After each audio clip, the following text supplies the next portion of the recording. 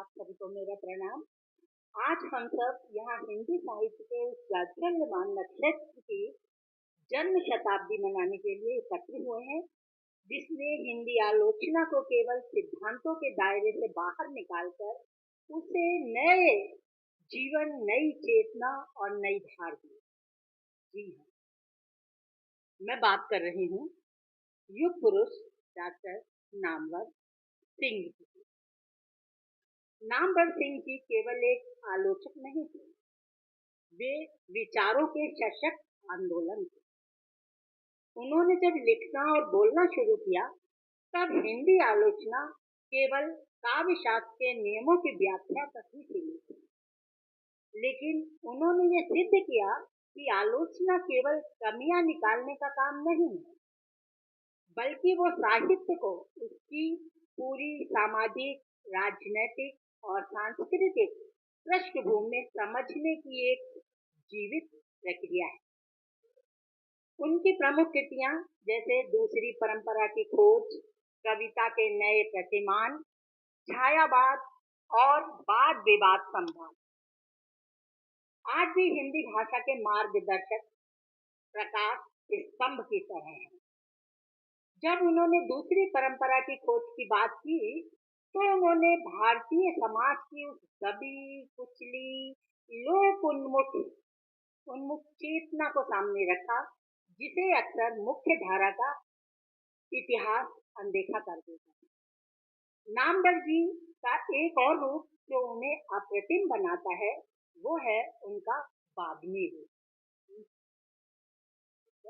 वाग्मी रूप, वक्ता, वाग्मी रूप। उन्होंने अपनी ओजस्वी वाणी से अकादमिक परिसरों से लेकर आम मंचों तक हिंदी साहित्य की बात को बेबाकी से रखा। उनका मानना था कि विचार जब तक जन सामान्य तक नहीं पहुंचते तब तक वे अधूरे हैं। बात बात में बात निकालने की कला और असहमति का भी उत्सव मनाने का साहस है, उन्हें दूसरों से अलग करता है।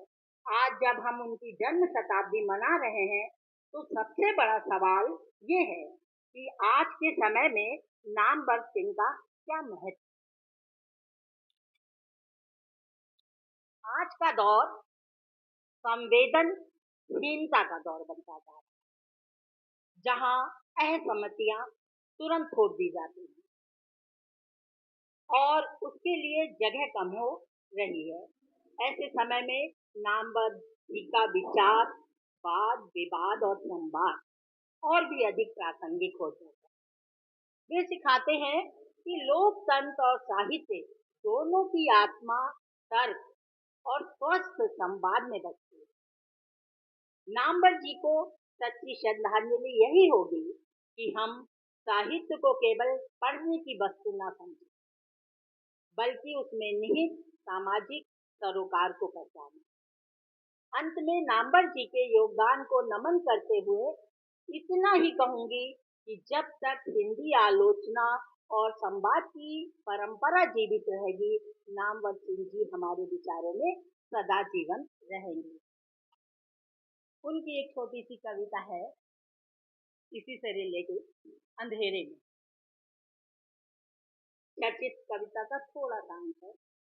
हम चले जा रहे हैं पथ के अंधेरे में, हम चले जा रहे हैं पथ के अंधेरे में, जहां हर मोड़ पर एक नया प्रश्न खड़ा है, जहां हर मोड़ पर एक नया प्रश्न खड़ा है। दीपक बुझ गया है पर आंखों की रोशनी अभी बाकी है। दीपक बुझ गया है पर अभी आंखों की रोशनी बाकी है। मंजिल दूर सही पर कदमों में रवानी अभी बाकी है। हम हारेंगे नहीं क्योंकि राहें हमारी हैं। हम हारेंगे नहीं क्योंकि राहें हमारी हैं और इन रास्तों पे निशा हमारे ही। धन्यवाद।